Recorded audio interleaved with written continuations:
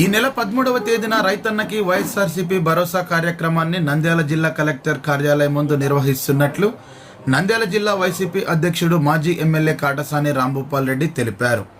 కాటసాని రాంభూపాల్ రెడ్డి స్వగృహంలో ఏర్పాటు చేసిన మీడియా సమావేశంలో ఆయన మాట్లాడుతూ కూటమి ప్రభుత్వంలో రైతులకు తీవ్ర అన్యాయం జరిగిందన్నారు. వైసీపీ ప్రభుత్వంలో రైతుల పంటకు రైతు భరోసా కేంద్రాల ద్వారా రైతులకు విత్తనాల పంపిణీ, పంటలకు ఉచితంగా బీమా, రైతు భరోసా పథకం కింద రైతులకు డబ్బులు ఇచ్చిన ఘనత మాజీ ముఖ్యమంత్రి వైఎస్ జగన్మోహన్ రెడ్డికే దక్కిందన్నారు.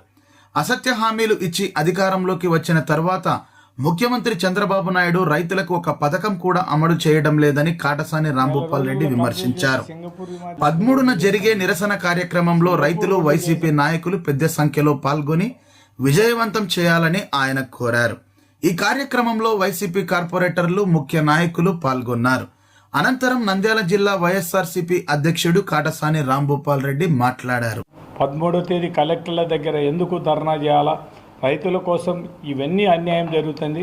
కూటమి ప్రభుత్వం ఎలక్షన్ల ముందర ఇళ్ళ దగ్గరకు వచ్చి చెప్పడం, ప్రతి ఒక్క రైతుకు 20,000 మేము రైతు భరోసాకి ఆ రైతు కింద మేము డబ్బులు ఇస్తాము. దాంతోపాటు ఎంతమంది పిల్లలు కంటే అంతమంది నీకు 15,000, నీకు 15,000, నీకు 15,000 చెప్పిన పరిస్థితి ఆ రోజు చూసాం. మళ్ళీ 18 ఏళ్ళు దాని ఆడపిల్లలందరినీ కూడా నీకు నెలకు 1,500, నీకు 1,500 అని చెప్పిన వాళ్ళు కూడా ఈరోజు కనీసం దాని గురించి ఒక్క మాట కూడా మాట్లాడడం లేదు. కానీ జగనన్న ప్రభుత్వంలో 10,778 ఆర్బీకేలు ఉంటే ఈరోజు చంద్రబాబు పుణ్యం అంటూ అవన్నీ కూడా నిర్వీర్యంగా ఏ రైతుకు కూడా ఉపయోగపడని విధంగా ఈరోజు ఆర్బీకేలన్నీ కూడా మటుమాయం కావడం జరిగింది.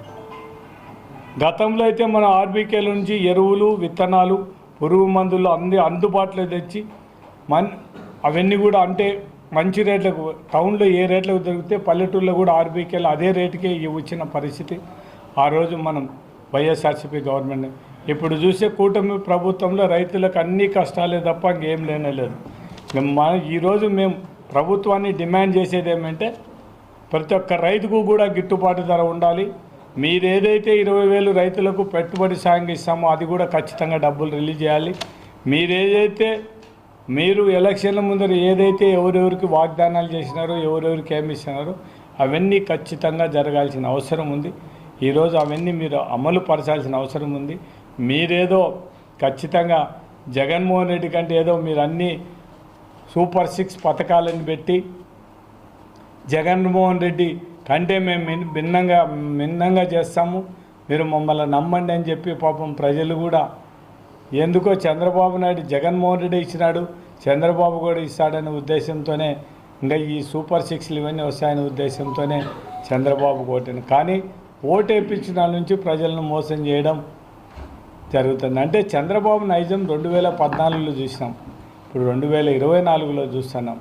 అంటే ఎలక్షన్ల ముందర ఒక మాట చెప్పి ఎలక్షన్లు అయిపోయిన తర్వాత దానిని అన్నీ కూడా హామీలను అమలు పరచని నాయకుడు ఎవరు ఉన్నారంటే చంద్రబాబు నాయుడు, తెలుగుదేశం ప్రభుత్వం. ఇప్పుడు కూటమి ప్రభుత్వంలో కూడా